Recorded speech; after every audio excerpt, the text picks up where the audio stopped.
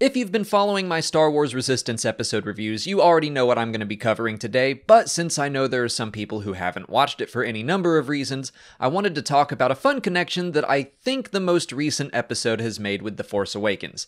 It hasn't been confirmed yet, and it may not ever be overtly stated, but I believe that we have now seen more information surrounding the only current appearance of the Knights of Ren. In The Force Awakens, Rey has that vision through the Force, and part of it involves Kylo and the other Knights massacring some unknown village in the rain. There's a blue hue to the scene, the ground looks kind of rocky, and there are some structures barely visible in the background. It's very difficult to tell anything for sure, and I think that's all open to interpretation, but that's what I make out. Recently, Poe and the main character of Resistance, Kaz, got a hold of some First Order intelligence that led them to a system where the star had mysteriously disappeared and many of the planets had been badly damaged. We know that they're the results of First Order experiments to learn how to construct Starkiller Base, but the characters are still in the dark. One planet is still intact, and they find some ruins where there was a battle of some sort, and they note that the population has been destroyed. They also see a strange symbol on the ruins. The ground is rocky, the planet has a similar hue, and the ruins could be the structures from the Force vision. That's not proof or anything, I'm just getting a very similar vibe between the planet and the vision. But there is some additional evidence that links the two scenes. Earlier in Star Wars Resistance, we meet two refugee children who are on the run from the First Order named Kel and Ayla. They wear some symbols of their home, Tahar, and it's the same symbol seen on the temple ruins.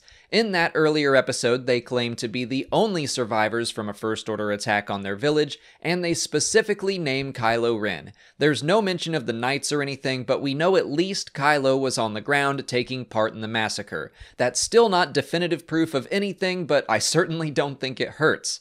Now the question is, why was their village wiped out in the first place? I can see two possible reasons. First, they simply witnessed those First Order experiments, and they were killed for that reason alone.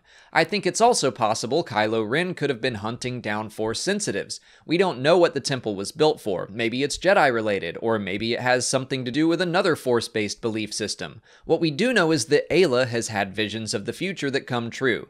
Maybe she was a target, or maybe she is just one of many Force sensitives among her people. Or maybe both reasons are true at the same time. The First Order could have chosen that system to kill two birds with one stone, wipe out some Force sensitives, and run their experiments. But yeah, as Star Wars Resistance starts to intersect with the timeline of The Force Awakens and The Last Jedi, we will see more connections with the films. This could be the first of many, giving us more context to Rey's vision of Kylo Ren, and giving more weight and meaning to that massacre. If I'm right, those aren't just nameless warriors, as the script calls them, but they could be the people of Tahar, the family and friends of Kel and Ayla. So what do you guys think? Am I onto something, or am I grasping at straws? Let me know what you think in the comments. If you haven't already, please like this video, subscribe to the channel, follow us on Twitter, Instagram, and Facebook, and consider checking out our Patreon page. As always, thanks for watching, and may the Force be with you.